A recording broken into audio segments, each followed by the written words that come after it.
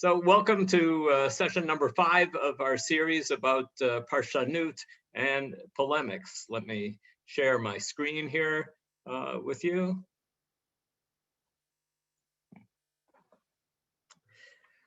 Last week, we started studying about Rashi and Rashi's whether Rashi was a polemicist, whether Rashi was taking on Christianity in his commentaries on the Bible.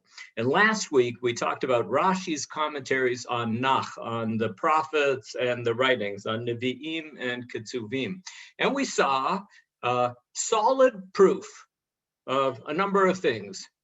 Rashi, first of all, he uses the word minim quite often. Minim means sectarians, but it's also a code word for Christians. The question that'll come up today in today's session.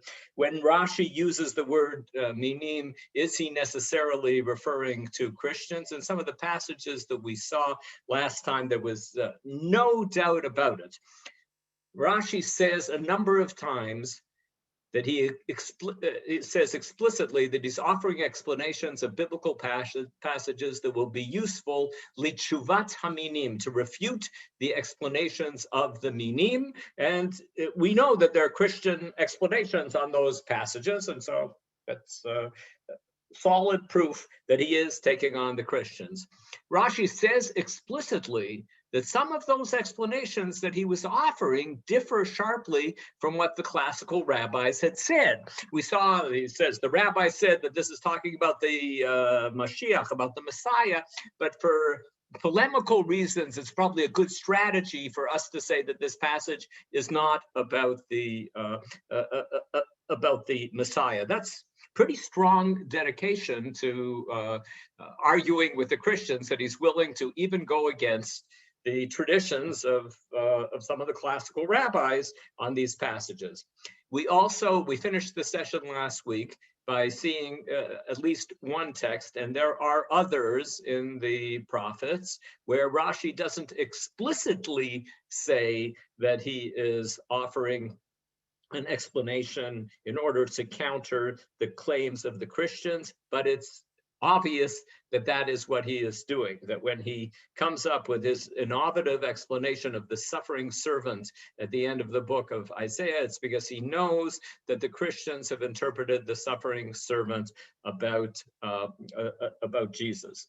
Okay, so that's what we saw last week. And now we go backwards. Last week, we were looking at Rashi's commentary on the later books of the Bible, the prophets and the writings, the Nach. And now we go back to Rashi's commentary on the Torah.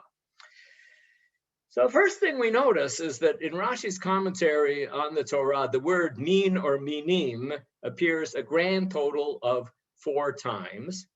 And 3 of those times are quotations from classical rabbinic sources. So he's, at least from that kind of arithmetical point of view, he's not dealing with the minim very much. And so there's never a place where he says that I am offering this explanation that differs from the explanation of the classical rabbis in order to refute the Christians. That never happens in his commentary on the Torah. Now, this is, of course, the argument from silence, that didn't find that he said this. That doesn't mean that he isn't doing it. So we will also ask the question here today, are there comments where Rashi takes on Christianity in his commentary on the Torah without saying that that is what he is doing? So that's today's agenda, to look at this.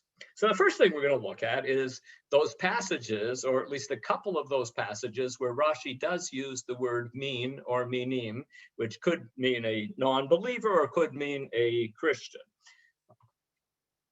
Here, Rashi uses the word minim in his commentary on Deuteronomy chapter 32. And he says about the phrase, Begoy naval achisem, I will vex them with a foolish nation, with a nation of fools. What are fools? Rashi wants to explain what fools are. And he says, this refers to the minim. As it is written, the fool says in his heart, there is no God. So Rashi compares the word naval in Psalms to the word naval in Deuteronomy, and says that just as in Tehillim, in Psalms, the word refers to a non-believer, somebody who says that there is no God, so also that's the reference here to a nation of fools. It's a nation of people who don't believe in God. Obviously, this isn't Christianity that he's referring to. When he uses the word minim here, he's referring to atheists and not to Christians. Christians are not atheists. The problem that Judaism has with Christianity is that there are too many gods. Not that it's an atheistic religion. So here's a clear passage where Rashi uses the word minim, and it is obviously not a reference to Christians. The one time that Rashi uses the word minim without quoting it from a classical rabbinic source is on Rashi's commentary on what does it mean when it says that God felt upset that he had created man. This is just before the flood comes. It says that God was saddened. It says in Hebrew, "Vayitatzev el libo." Then Rashi says, "V'zo katavti litzuvat haminim," and the following explanation I'm giving in order to refute the arguments of the minim. And then he quotes a classical rabbinic explanation and says that this classical rabbinic explanation is useful for refuting the arguments of the minim. I'll read it in English just to save time. Those of you who wish can follow along in the Hebrew. A Gentile once asked Rabbi Joshua, the son of Korcha, "Do you not admit that the Blessed Holy One knows what is to happen in the future?" He replied, "Yes, of course God knows what will happen in the future." The Gentile retorted, "But is it not written, and he was saddened?" In other words, that God had created human beings, and he was like happy that he created human beings, and then he became sad. So this shows that God changes his mind, is what the Gentile is saying, or that God didn't know in advance what's going to happen. So Rabbi Joshua ben Korcha answered, "Have you ever had a son born to you?" The reply was, "Yes." He asked the Gentile, "And what did you do when your baby was born?" He replied, "I rejoiced, and I brought others to rejoice with me." The rabbi asked him, I think somebody is unmuted, and if everyone could mute themselves because there are some background noises, that would be good. The rabbi asked him, "But did you not know that your son is destined to die? Why were you happy when your son was born if you knew that he was going to die?" The heathen replied, "At the time of joy, let there be joy. At the time of mourning, let there be mourning. Bishat chedvata, chedvata, bishat efla, efla." That of course, you're happy at the time that you're happy, and you mourn at the time that you mourn. The rabbi then said, "Such too is the way of the Blessed Holy One." That's what it means here to say that God was saddened, as if that there's a change here in God because something has happened. Okay, so that's this old midrash that Rashi quotes here, and he says that he's quoting this midrash to refute the arguments of the minim. It appears to me that the arguments of the minim that Rashi is referring to here must be the argument that God doesn't know things in advance. That's what the Gentile was trying to prove here in this story, that God couldn't know things in advance. Otherwise, he wouldn't have been sad when people sinned in the days of Noah. This was evidence that God doesn't know things in advance, and that's never been a Christian doctrine. So here where Rashi is saying that I am writing this litzuvat haminim in order to deflect the arguments of the non-believers, of the heretics, he is not referring to Christians. Last week in the text that we saw, he was clearly referring to Christians. Here he is not referring to Christians. I've given you 2 out of the 4 examples of Rashi using the word minim in his commentary on the Torah. The other 2 are again quotations from classical rabbinic literature, where the rabbis said that here's what the minim said, and it's unclear in those passages whether the classical rabbis were referring to Christians or to some other group of Jewish sectarians in those passages. But we have no example of Rashi saying, I'm giving some new interpretation here, and I'm doing it because I know what the minim are saying, in the way that we saw last week in his commentary on the prophets and on the writings. So that doesn't happen in his commentary on the Torah. So now we go on to the second part of the question that I posed. How reasonable is the argument to say that Rashi, although he doesn't explicitly say that he's arguing against the Christians, maybe he is arguing against the Christians in his commentary on the Torah without saying so. Okay, so let's look at his commentary here on Genesis chapter 15, the chapter that's known as Brit Ben Habitarim, the covenant between the pieces. It begins with a discussion between Abram and God. God, before in the first couple of verses that I didn't quote here, promises many things to Abraham, many good things. And then Abram says here in the top verse here, since you have granted me no offspring, my steward will be my heir. You know, I've got a butler here, the guy who's in charge of my home. He's going to be inheriting everything. So, you know, what good? It's as if Avram is saying, what good are all these promises when I have no heirs? And then it says, the word of the Lord came to him in reply. Lo yirashcha zeh ki im asher yetzeh mimecha hu yirashecha. That one won't be your heir. None but your very own issue shall be your heir. You shall have children, and your children will be your heirs.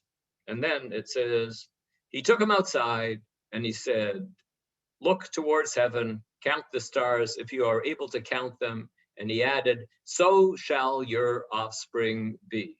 Ko yeh zarecha, promise that the Jews would turn into a large people. Okay, I gave you the translation of the first 3 verses, but I did not give you the translation here of the last verse that's on the left-hand side here in the Hebrew. The verse reads, Ve'emin b'Hashem vayachshaveha lo tzedakah. I'm not going to translate that right now either, because I'm going to show you that there's more than one way of understanding this phrase. And actually, those of you who have very good memories will remember that we saw this phrase 4 weeks ago. And we saw a Christian interpretation of this phrase, "Ve'emin b'Hashem vayachshaveha lo tzedakah." We saw it in Paul's epistle to the Romans back in the middle of in the first century. Paul writing about how you become a righteous person, and Paul tries to read this verse as proving that one becomes a righteous person through faith and not through action. Just to review this text that we saw 4 weeks ago. Now, some of you weren't here 4 weeks ago, so see it for the first time, unless you're well acquainted already with the epistle to the Romans. What then shall we say that Abraham, our forefather, according to the flesh, discovered in this matter? If in fact Abraham was justified by works, if you think that Abraham became a righteous person by the things that he did, then he had something to boast about, but not before God. But what does Scripture say? Scripture says Abraham believed God, and it was credited to him as righteousness. He quotes that verse. In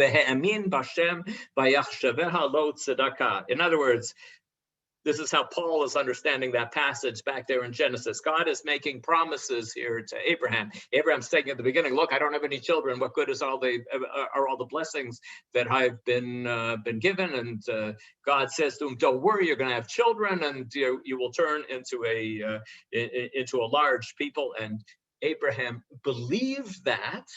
And Paul understands the end of the verse here to be saying, and vayachshaveha lo tzedakah, and God thought that Abraham's faith was what made him into a righteous person. That's how Paul understands it here.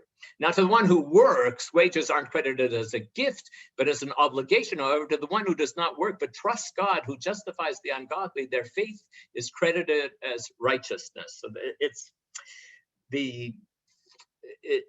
Abraham's faith that's making him into being righteous. It's not a barter system here, says Paul, that Abraham does something and then God does something for him in return, but it's all an act of grace that's based simply on faith in Paul's understanding. And Paul goes on, is this blessedness only for the circumcised or also for the uncircumcised? Well, we've been saying that Abraham's faith was credited to him as righteousness. And under what circumstances was it credited?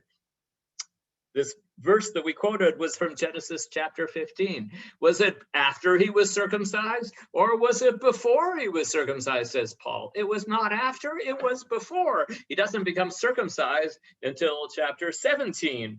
But still, he's being called righteous in chapter 15 because he believes in God, and he receives circumcision as a sign, a seal of the righteousness that he had by faith while he was still uncircumcised. And so we see, Paul says here, proof in this biblical text that faith is what makes you into a righteous person, that it isn't mitzvot that make you, it isn't action, the tension there between faith and works, that works is not what matters. What matters is faith, and Abraham had faith, and that's what made him into a righteous person. Okay, so that's what the Christians beginning with Paul in the middle of the first century were teaching, and this Christian teaching continued, and particularly it was picked up by Protestant Christianity, where Protestant Christianity, before Protestantism arose, that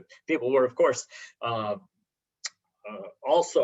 Christians were also following the teaching in Romans, but Martin Luther argued that the Catholics had fallen away from the path that Paul had set here in Romans, and they had gotten into all these ceremonies and all these actions, and Christianity ought to be based on faith and should not be based on action.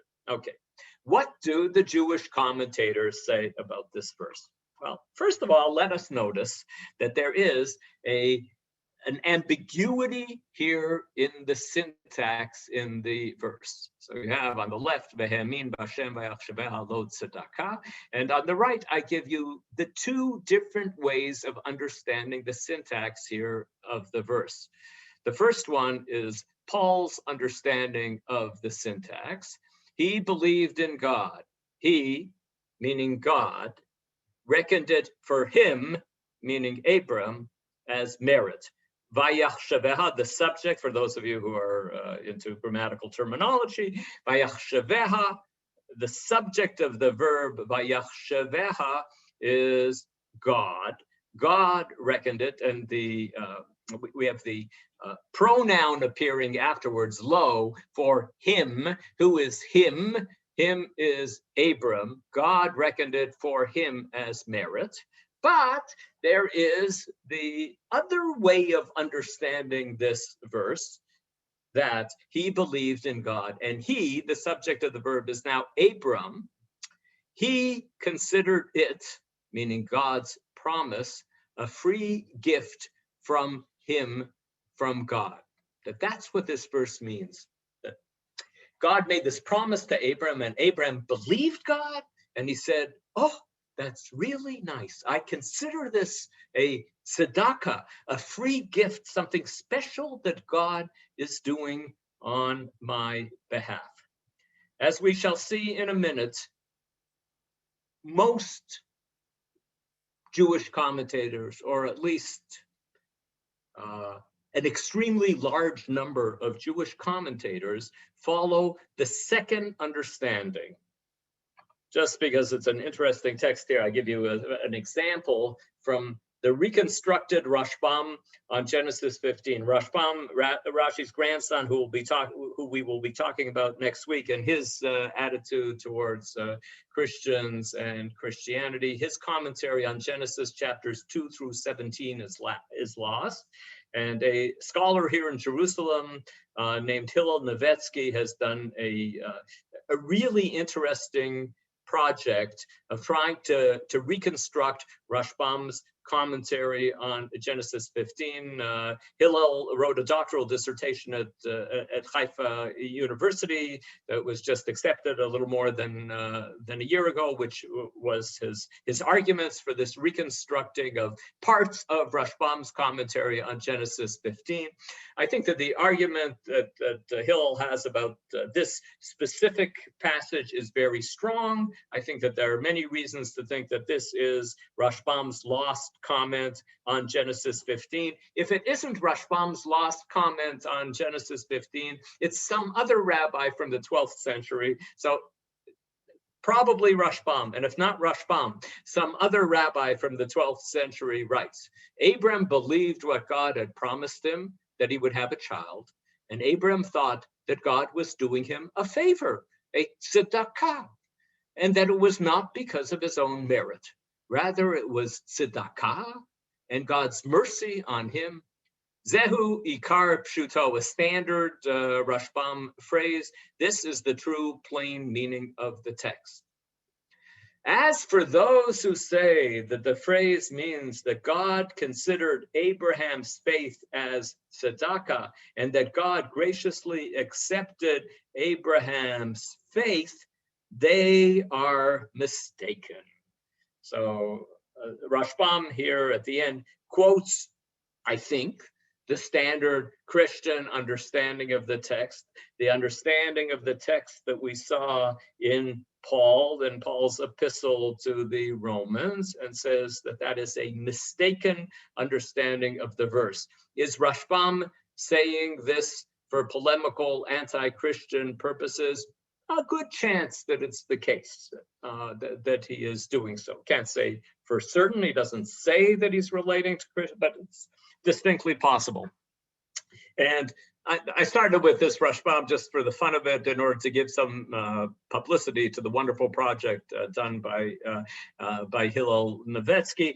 But you'll see here, Shadal, Samuel David Luzzatto in Italy in the beginning of the 19th century, in his commentary on Genesis chapter 15, writes, Abraham considered what God had promised him tzedakah. He considered it an act of grace, something special. So Abraham is the subject of the verb vayachshaveha. Abraham thought that what God has promised him was tzedakah, and he lists here, Shadal naturally did not have a chance of reading Hillel Nevetsky's doctoral dissertation and knowing about this reconstructed Rashbam. So he lists Torah commentators over the years who interpreted the verse this way, following the interpretation of Rabbi Yosef Bekhor Shor, Ramban, Gersonides, Rabbi Isaac Arama, Abarbanel, and then Shadal lists a few less well-known commentators who also say this is a very common Jewish interpretation of the verse, that the subject of the phrase vayachshaveha, that it's the second model here. Abraham, considered it God's promise, a free gift from him, from God, and it isn't the one on top, which is Paul's understanding of it. And then Shadal, who he lived in Italy, where at the beginning of the 19th century, the Jews and Christians got along fairly well in those days. So he wasn't strongly into polemics against Christianity, but still he writes here, at the end of this, in the second paragraph here, the idea, however, that faith should be thought of as something that makes a person righteous contradicts logic and contradicts the Torah and the prophets, that you become righteous by having faith. He says, which is, of course, the teaching of Paul and the teaching of many generations of Christianity, Shadal says, it's illogical to say something. The thing that makes me righteous are the things that I do, not the thoughts and feelings that I have in my mind, the faith that I have. That isn't what makes me into a righteous person. That contradicts logic, and it contradicts the Torah and the prophets. And Shadal knows very well what Paul taught in Romans, and he's arguing against that kind of understanding of the verse. This is supposed to be a session about Rashi, and I've been talking about everybody except for Rashi, because this was all to show you the contrast with what Rashi writes on Genesis 15:6. Rashi writes, "Vayachshaveha lo tzedakah, HaKadosh Baruch Hu chishva la'Abraham lischut al ha'emuna she'emin bo." The Blessed Holy One accounted unto Abraham the faith with which he had trusted him as a merit. That's his zchut, that Abraham gets zechut because of this emunah, that his faith is what makes him into somebody good. Now, obviously, Rashi is not advocating a Christian understanding of faith versus works, but he thinks that that's what this verse means. He thinks that the first understanding of the syntax here is a better understanding of the syntax. Does he know what Paul taught in Romans? I don't know.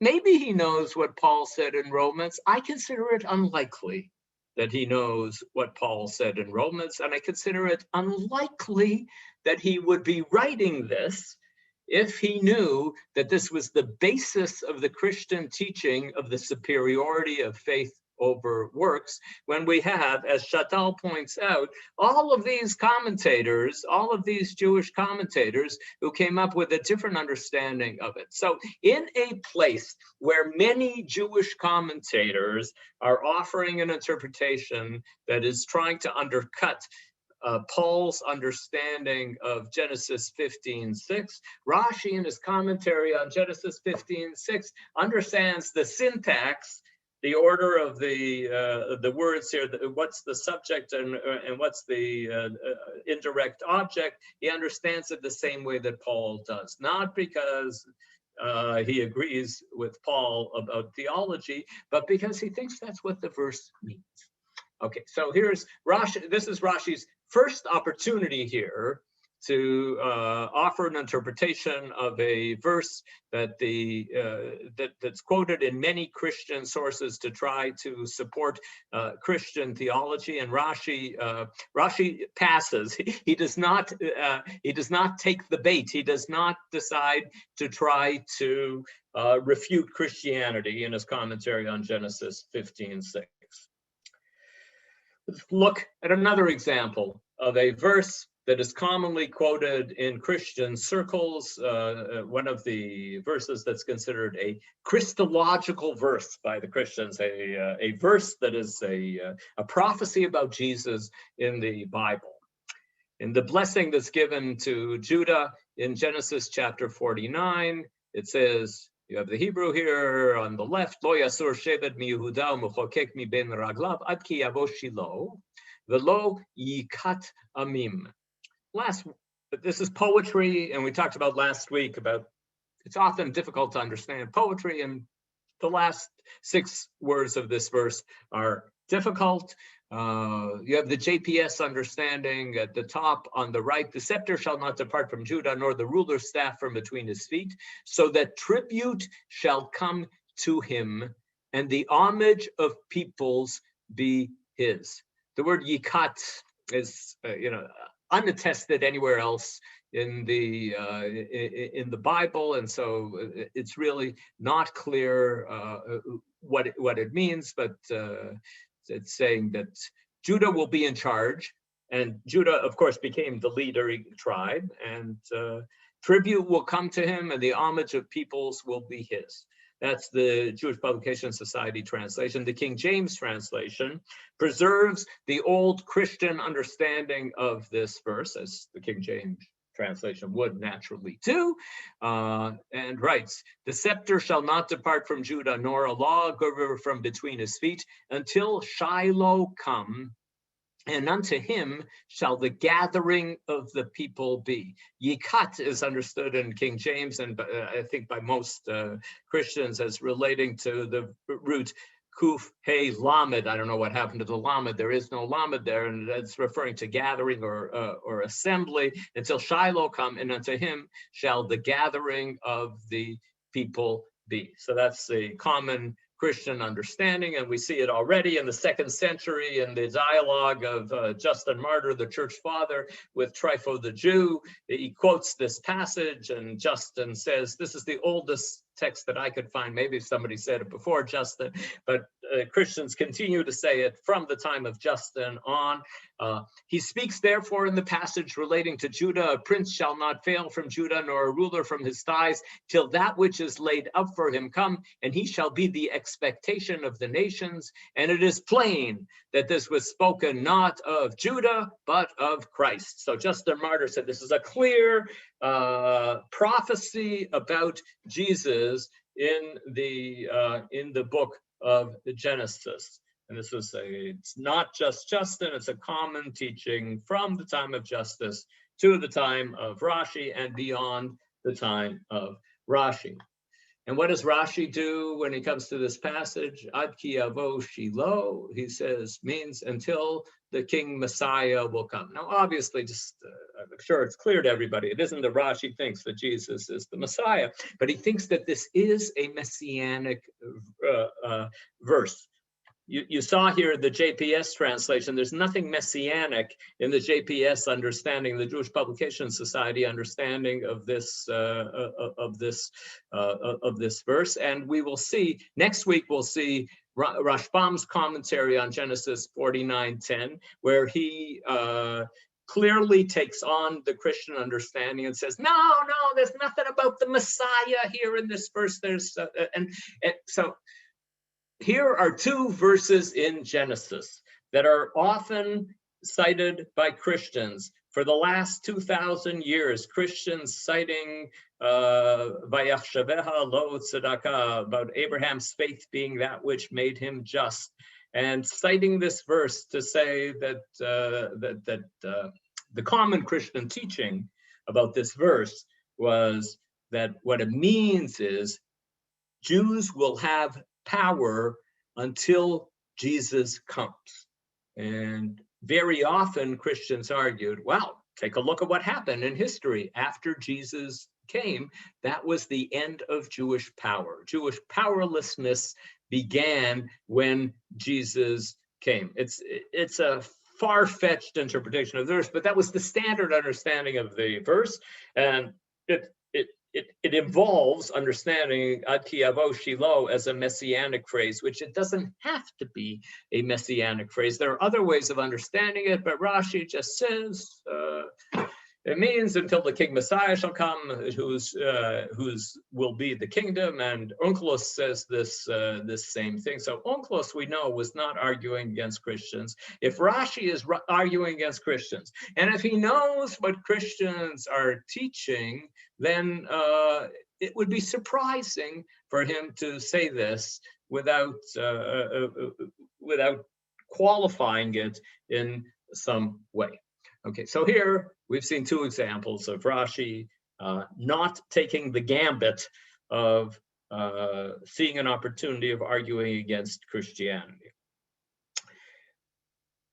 Some of you, I've noticed that some of the people who are coming to these Zoom classes were students of mine at York University years ago. And I'd like to say to those of you who were students of mine at York University many years ago, that about the next text that I'm going to be teaching, I've changed my mind. And if you were a student of mine enough years ago, I taught it a very different way than I'm teaching it now. So I think it's okay to change your mind as the years go on and you learn more things. I just wanted to point out, the comparison here with Rashi saying King Messiah here. When we saw last week a psalm that the Christians had interpreted about Jesus, what Rashi wrote here. The rabbis interpreted this psalm as referring to the Messianic king. It is fitting to interpret it about King David himself as an appropriate refutation of the heretics who found in it support for their heretical beliefs. So I'm not going to interpret this psalm about the Messiah, even though the rabbis interpreted it about the Messiah, because this gives strength to the Christians. But Rashi didn't do this in Genesis 49:10. He says this is messianic. Okay. Now we go on to the text that I've changed my mind about over the years, which is Rashi's commentary on the first verse in the 4th chapter of Genesis. Just read through the biblical verses of the end of chapter 3 and the beginning of chapter 4. The end of chapter 3 is the banishment of Adam and Eve from the Garden of Eden after eating of the fruit. So the Lord God banished him from the Garden of Eden to till the soil from which he was taken. He drove the man out and he stationed east of the Garden of Eden the cheruvim and the fiery ever-turning sword to guard the way to the tree of life.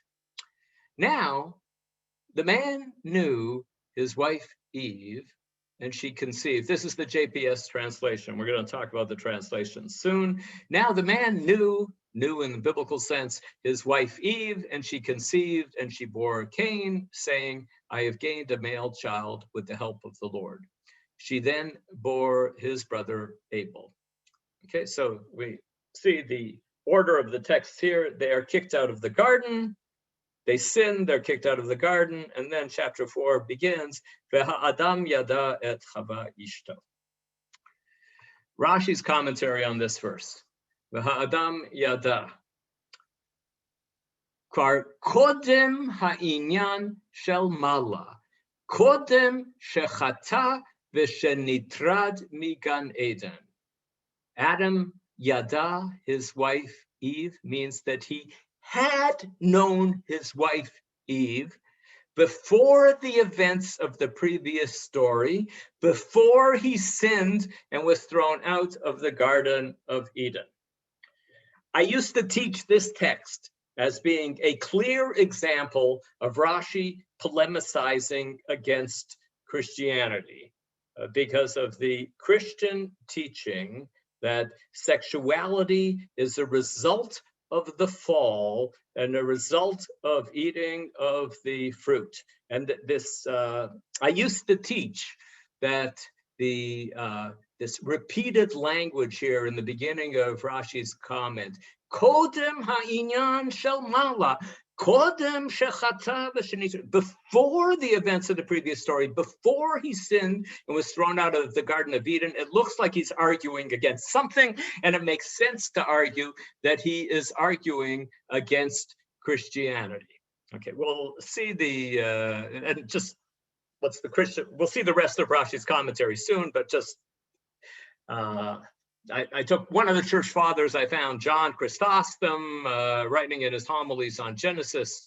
Whence, after all, did he, Adam, come to know that there would be intercourse between man and woman? You know, how did people figure out that there was such thing as sexual intercourse? I mean, the consummation of that intercourse occurred after the fall. That's when they had intercourse. It was after the fall. Up until that time, they were living like angels in paradise. And so they were not burning with desire, not assaulted by other passions, not subject to the needs of nature, but on the contrary, they were created incorruptible and immortal. And on that count, at any rate, they had no need to wear clothes. Consider, I ask you, the transcendence of their blessed condition. Think how wonderful human life was in the Garden of Eden, where people had everything, and where they didn't have these terrible burning desires that human beings now have, these passions that human beings have now. This is the blessed condition that they had when they were, and this was, I'm sure you all know, this is a common Christian teaching that goes back at least to John Chrysostom and probably before John Chrysostom. And so is Rashi in his comment here arguing against against this when he emphasizes here that Adam knew his wife Eve before the events of the previous story, before he sinned and was kicked and thrown out of the Garden of Eden. Okay, I have stopped teaching that that is the meaning of this text, and now I'm going to tell you why I've stopped teaching that that is the meaning of this text. First of all, let's look at the continuation of this text. So also, the pregnancy and the birth were in Eden. He's not just arguing that the sexual intercourse took place in Eden.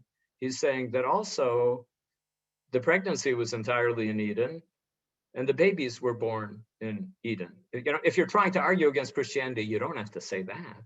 So why is he saying that? Had the text said, he goes on, Vayeta Adam, then it would have meant that his children were born after he was thrown out of Eden.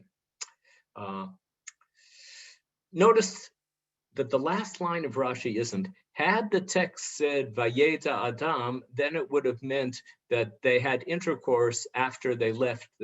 At the end of the comment, Rashi is not emphasizing the intercourse part of it. He's saying that all of these things took place in the Garden of Eden. And Rashi has an interesting grammatical, syntactical point that he's making about that verb there, Adam Yada. Those of us who speak modern Hebrew, we look at a phrase like Adam Yada, and that looks totally normal to us because that's how you make the past tense in modern Hebrew. That's the only reasonable way to make to construct a past tense in modern Hebrew. But that is not the common way that a past tense is made in biblical Hebrew. In biblical Hebrew, the standard way of making the past tense is all of those standard past tense verbs are in red here in my chart. Vayishalchehu, God banished him from the Garden of Eden. The next one, Vayagaresh et Adam, he drove the man out. Vayashkein mikedem legan Eden, and God stationed east of the Garden of Eden the cherubim. And then we have the Adam Yada. We don't have Vayeta Adam. We don't have what the grammarians call the Vav Hahipuch construction, the Vav consecutive construction. We have what looks like modern Hebrew here, Adam Yada.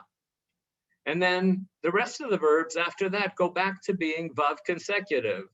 Vatahar, Vateled, Vatomer, Vatosef. She conceived, she bore, and then she said, and then she bore his brother Abel. So Rashi says that when they use this construction here, V'ha'adam yada, instead of Vayeta Adam, it's a pluperfect. Rashi's making a grammatical point.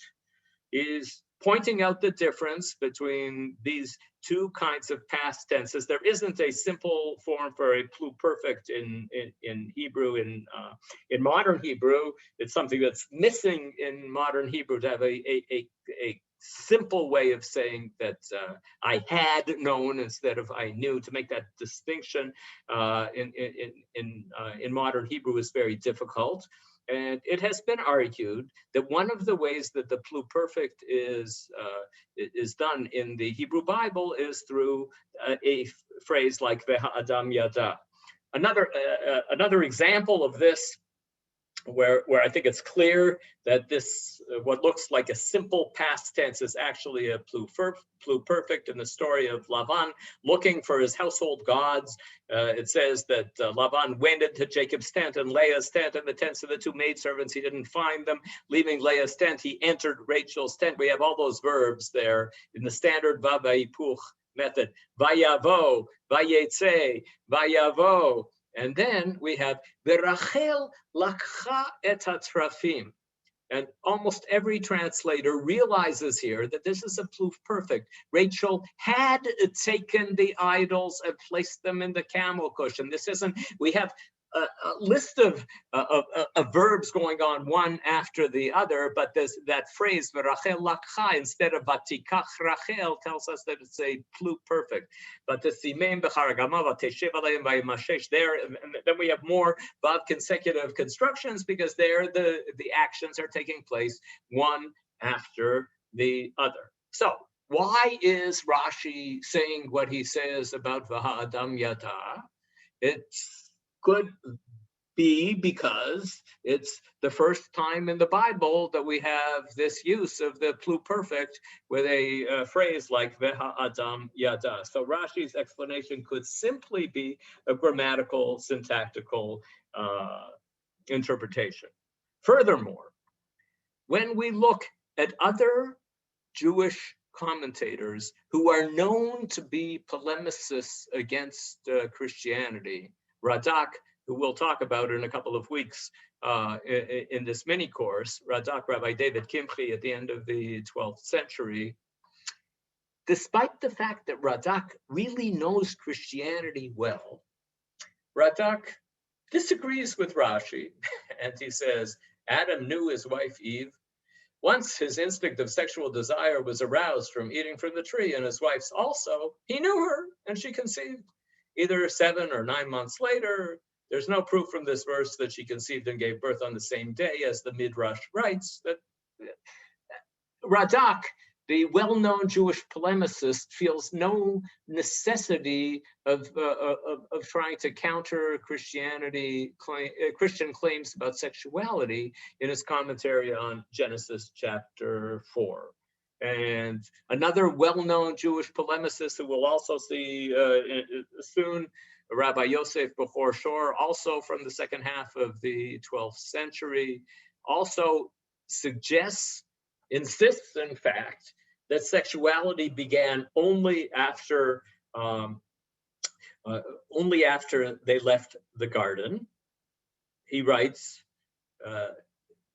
the blessing which God gave to them, to Adam and Eve, ostensibly on the 6th day of creation, be fruitful and multiply, was actually not given to Adam and Eve until now after their sins, for only now did they need to reproduce. So in other words, there were a lot of Jews who were teaching, even Jews who were polemicists against Christianity, were teaching that that's also what Judaism says, that the Jews also understand that sexuality was only after the sin. So we find, first of all, that Rashi has a grammatical, syntactical reason for what he's doing. Second of all, we find that other polemicists aren't interpreting this passage in a polemic way. And finally, the last argument that I have is that Rashi is simply following this midrash in the Gemara in Sanhedrin that I guess he liked it because that's what he's doing in his commentary here. Rabbi Yochanan ben Chanina said, the day of the creation of humans was 12 hours long. In the first hour, Adam's dust was gathered together. In the second hour, it was formed into a shape. In the third, his limbs were stretched out. In the fourth, he received his soul. I skipped a couple of hours. In the seventh, he was matched with Eve. In the eighth, 2 climbed into bed, and 4 came out of bed. Adam and Eve climbed into bed on the 8th hour, and then they came out with twin boys. In the 9th hour, he was told not to eat of the tree. In the 10th, he sinned. In the 11th, he was judged. And in the 12th, he was banished, and he left the garden. As it is written, man will not sleep in glory. That Adam and Eve actually never spent a night in the Garden of Eden, according to this midrash. It's interesting to think about what the meaning of this midrash is for another time. But Rashi is clearly just following this midrash when he says in the comments here that sexuality was in the garden and the birth was and the pregnancy was in the garden and the birth was in the garden.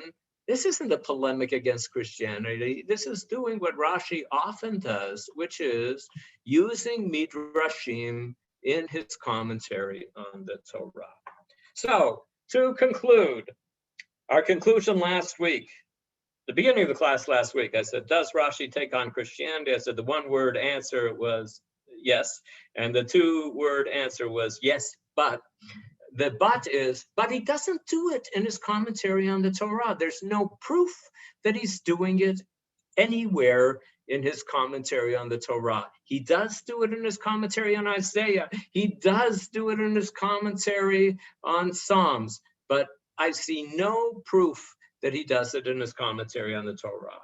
Why would he do it in the commentary on other biblical books and not in his commentary on the Torah? Well, now we're entering the realm of speculation, and I will speculate out loud, but I don't know the reason for this. First of all, it is possible that Rashi's attitude to this changed over time.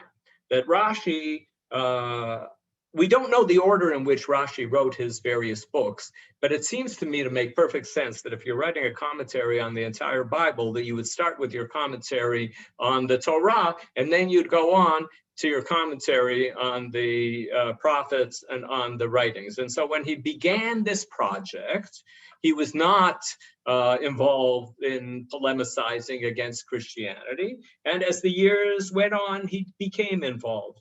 And it's possible that this is connected with the change that happened in the world in the last 9 years of Rashi's life, which was the First Crusade and the massacres of the Jews of many German communities where Rashi had deep roots, where Rashi had studied, and not only did some Jews convert to Christianity like under the fear of the sword. There were others who just saw how things were going against Judaism and were converting to Christianity. And then it's possible that at that point in his life, Rashi decided that he had to try to confront Christianity in his commentary on these books. And it's also possible that it's the nature of the works, that the nature of the commentary on the Torah, as Dr. Yedida Eisenstadt wrote in her commentary, in her doctoral dissertation on Rashi's Torah commentary recently, that Rashi was writing essentially a midrashic anthology in his commentary on the Torah, and he wasn't doing that in particular in his commentary on Nevi'im and Ketuvim, the later books of the Bible. And so those are two possible reasons why there is this difference, why Rashi in his commentary on the later books of the Bible takes on Christianity, but he does not do this in any easily identifiable manner in his commentary on the Torah. Now I'll take a look at the chat and see if there are some questions that people would like me to rate to. Yes. Yes. Somebody asked, who is the nation of atheists? I have no idea who the nation of atheists are that Rashi would be referring to. Yes. The free gift is what Christians call grace or amazing grace. Yes. Is this gift of God to Abraham really grace, a term we Jews tend to avoid? To say that God has done things for me that I do not deserve, I think that Jews do say that that's a chesed, it's a tzedakah that God does for us. Perhaps we don't use the word grace, which is, as you say, a term that Christians more often use. Yes. Okay. Version 1 is Hertz's translate. Hertz translates in the same way. Yes, most of the translations do follow Paul. Yes, is not tzedakah justice or rightness. Tzedakah is a word that has many different meanings in biblical Hebrew, and one of them is justice and rightness. But tzedakah, there are phrases in which tzedakah means something that's done for someone that they do not necessarily deserve. Yes. Okay.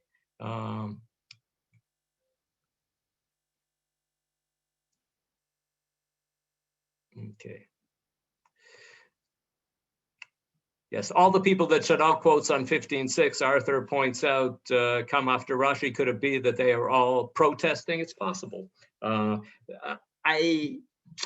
could imagine, Arthur, that Rashi was capable of coming up with this kind of understanding, but it is interesting that I haven't found it clearly in somebody before Rashbam. Yes, somebody suggests the yikat might be connected with yichus. It doesn't quite work with the letters.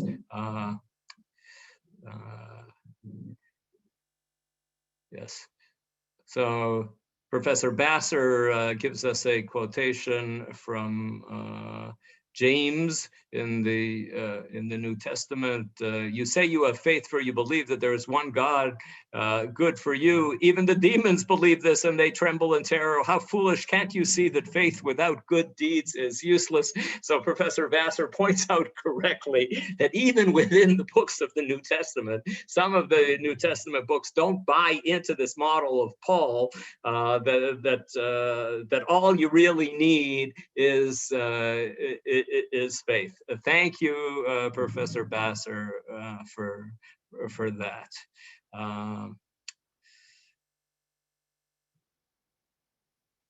Is it not both aspects, complete faith in God's promised him, as well as actions which give proof of his faith? Somebody wrote that to me privately. And I think that that's a good thing to say, that those are both good things, to have faith in God and to follow God. Yes. Marty? Yes. Pearlie, please. I can't use the chat yet. So go ahead. Use your microphone. That's great. Go ahead, Pearlie. The midrash, the one where he's using the pluperfect, okay? Is that the only time that the grammar and the midrash match in his midrashim on the Torah? Or no, great question. I don't know the answer off the top of my head, but he has grammar and midrash on his side, which we know, Pearlie, doesn't often happen. The midrash sometimes plays fast and loose with the grammar and the syntax, but he's got both of these things going for him here. I can't off the top of my mind come up with another example. I see somebody who might have been a student of mine has asked if there are any retroactive grade changes if I change my mind about the meaning of this text. You could write to me privately by email and we could discuss the retroactive grade changes. Yes. Okay. Well, I think that I've dealt with most of what I understood there in the chat. I look forward to seeing people next week. If you're interested in coming back, I will be here, and I wish you all a good week in the meantime.